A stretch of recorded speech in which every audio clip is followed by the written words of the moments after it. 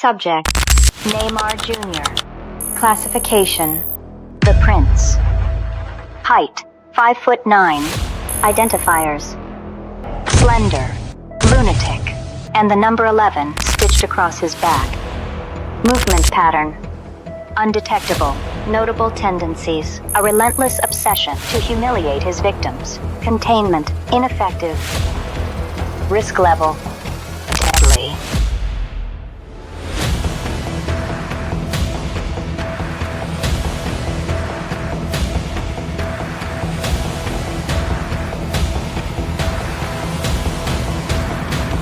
Made the space for the shot!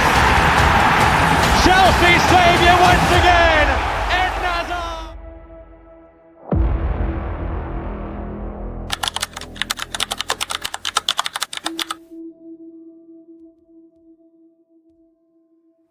If you spent more than 5 minutes scrolling through football Twitter, or X, whatever we're calling it these days, you know that this specific debate, it's basically a war zone.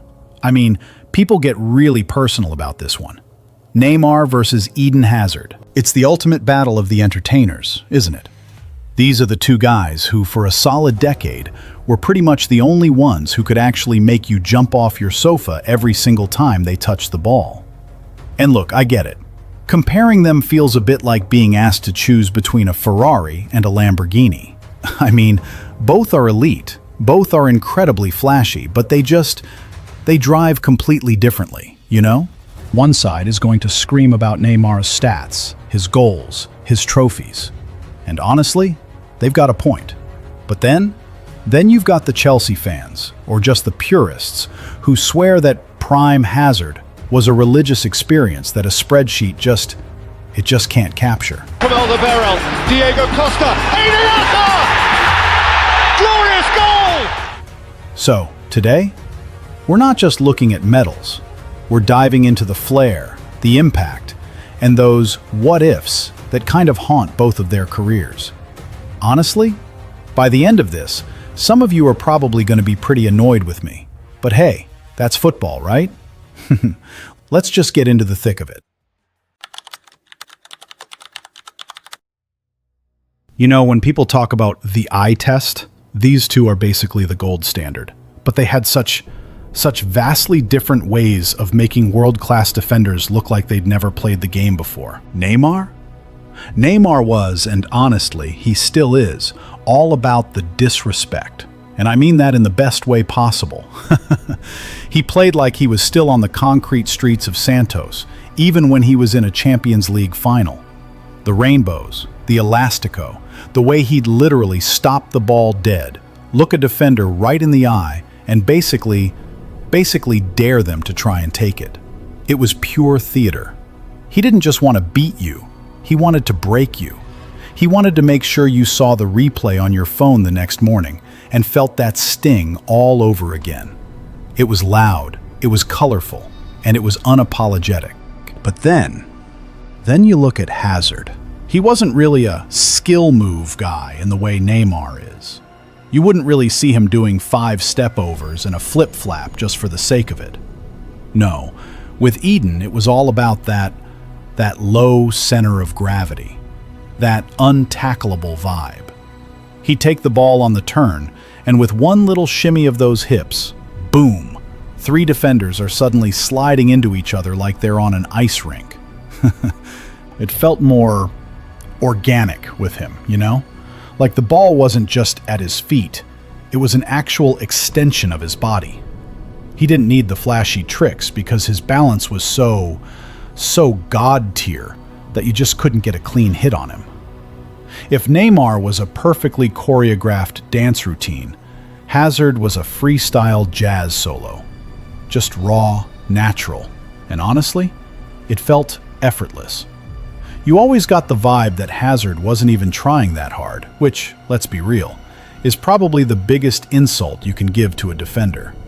Imagine getting cooked by a guy who looks like he'd rather be at home eating a burger. That was the magic of Eden.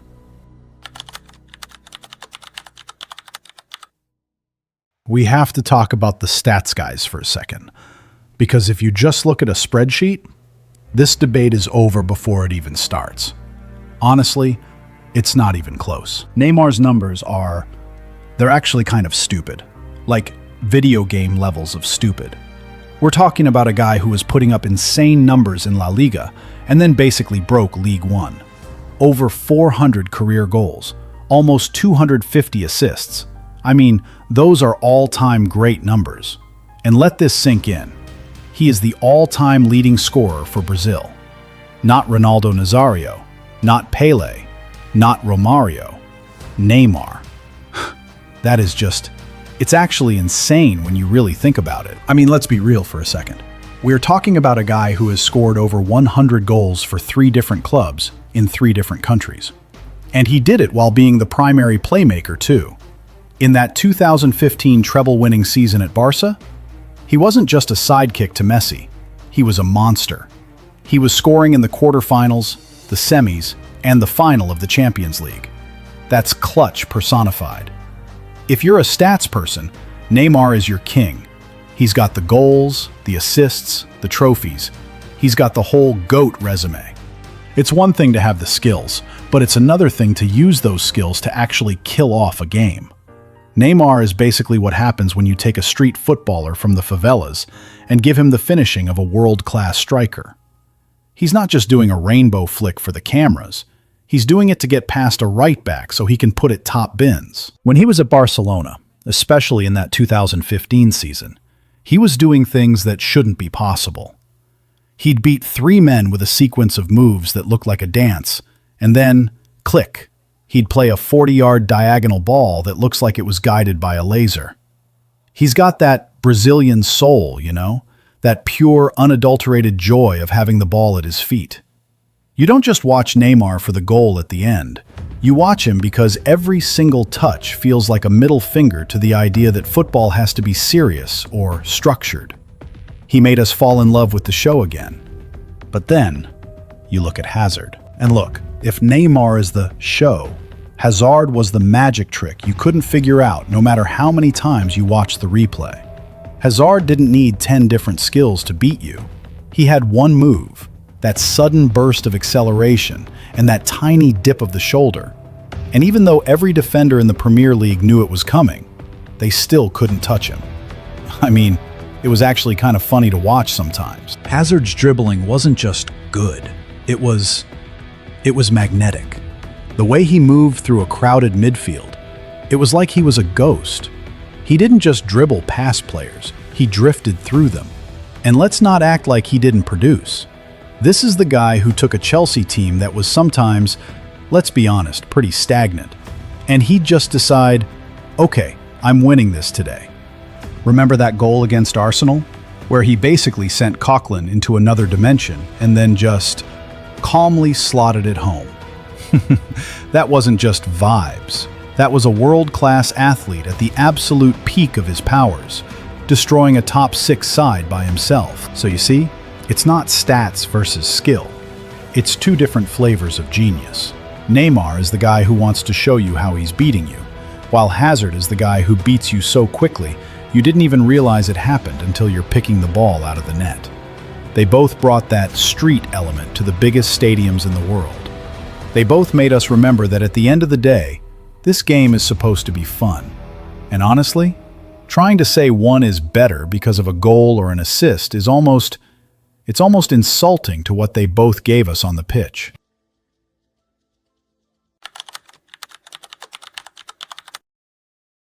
All right, let's talk about the pressure. Because it's one thing to do a rainbow flick when you're 3-0 up against a bottom half team, but it's another thing entirely to do it when the whole world is watching and your country is literally, basically holding its breath. When we talk about big game players, Neymar is, man, he's a bit of a freak. Think about the 2015 Champions League. This guy didn't just show up, he dominated. He scored in both legs of the quarterfinal, both legs of the semifinal, and then put the nail in the coffin in the final. And then, the remontada against PSG. Everyone remembers Messi's iconic celebration, but let's be real for a second. That was Neymar's game. He was the one who refused to lose. He was the one who scored the free kick, the penalty, and then provided the lob for the winner. When the lights were the brightest, Neymar usually had a spotlight following him. And then you have his Brazil career. I honestly don't think people realize the weight that guy has carried since he was like 19. Every World Cup, every Copa America, it was Neymar or bust. And even with the injuries and the heartbreak, he still turned up. That goal against Croatia in 2022, in extra time, it's not his fault the defense switched off 2 minutes later. But then we have to talk about Hazard. And this is where the debate gets really spicy. Because if you want to talk about a single game masterclass on the biggest stage, look no further than Hazard against Neymar's Brazil in 2018. Hazard was literally unplayable. 10 dribbles attempted, 10 dribbles completed. In a World Cup quarter-final. He was treating world-class defenders like they were cones in a training session. Hazard didn't have the same clutch scoring record in the Champions League as Neymar. That's just a fact. But when he was on it, he was the most dangerous man on the planet. Think about that Europa League final against Arsenal, his last game for Chelsea. He knew he was leaving. The pressure was huge, and he just dismantled them. 2 goals, an assist, and a thanks for the memories trophy. The difference, though, and tell me if I'm wrong here, is that Neymar feels like he needs the big moment. He craves it. He wants to be the hero. Hazard just felt like he wanted to have a good game. If he won you the trophy, great. If he didn't, he'd probably just shrug, go home, and play with his kids. Some people call that a lack of elite mentality, but I don't know. There's something kind of cool about a guy who can be that good without being obsessed with the glory. Neymar is the guy who dies for the shirt. Hazard is the guy who makes the shirt look effortless. One carries the pressure like a king. The other just dances right through it like it's not even there. We have to talk about the what-ifs. You look at these two, and you're looking at 2 of the most gifted human beings to ever touch a football. But you're also looking at 2 of the biggest what could have been stories in the history of the sport. Let's start with Hazard, because the way it ended for him, it was like watching a supercar just run out of gas in the middle of the highway. He gets that dream move to Real Madrid. He's supposed to be the heir to the throne, the guy to replace Cristiano. And then, that tackle from Thomas Meunier happens.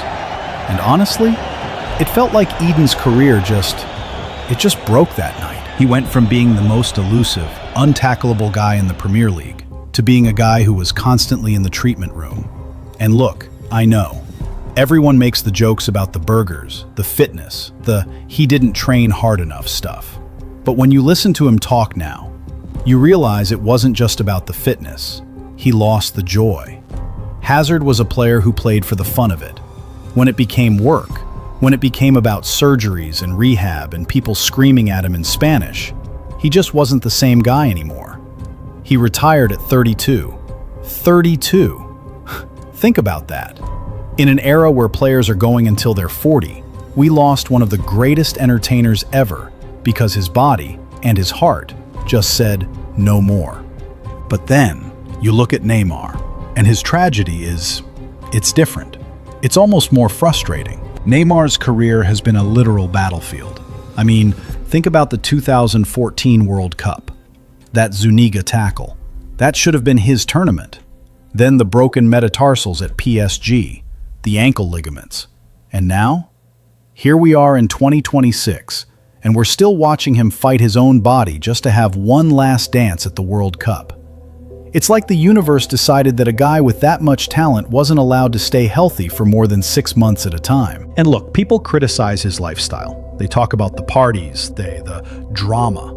But you cannot tell me that Neymar doesn't care. You don't see a man cry like he did after the Croatia loss in Qatar if he doesn't care. He has spent his whole career being the most kicked player in Europe. He took the hits, he took the insults, he took the diver labels. And he just kept trying to be Neymar. But the what if for Neymar is, what if he stayed at Barca? What if he didn't have to be the main man in a league where defenders were literally trying to end his career every weekend? Would he have 3 Ballon d'Ors by now? Probably. Hazard's career ended because he lost the spark. Neymar's career is, well, it's still going, but it's been a constant struggle to keep the fire from being put out by injuries.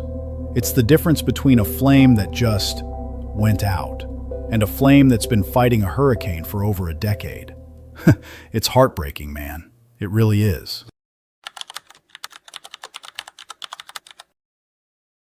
Neymar is obviously one of the superstars. Yeah, his record for Brazil is It's ridiculous. for everybody. It's ridiculous, really, isn't it? I mean, he's an unbelievable footballer, isn't he? I mean, the way he plays, he likes to challenge everybody, and he doesn't like to challenge one. He likes to challenge all 11, if it's possible. Adversário mais difícil. Neymar. Surpreendeste-me porque também já jogaste contra o Mbappé, por exemplo, e o Neymar foi mais difícil? Ou o Mbappé estava do outro lado? Não, eu apanhei o Neymar do alto. Então, eu estou a falar do Neymar. Yeah. O Neymar do PSG é muito talento, mas eu apanhei o Neymar do Barcelona. Que a frente de ataque era Neymar, Messi e Suárez. Cuidado. Essa equipa, meu Deus. Meu Deus. Comme une dernière question, parle-moi un petit peu de ton rapport avec Neymar, toi, quand tu étais un plus jeune joueur, quand tu le regardais jouer, et aujourd'hui, quand tu joues, et qu'il y a des similarités entre vous.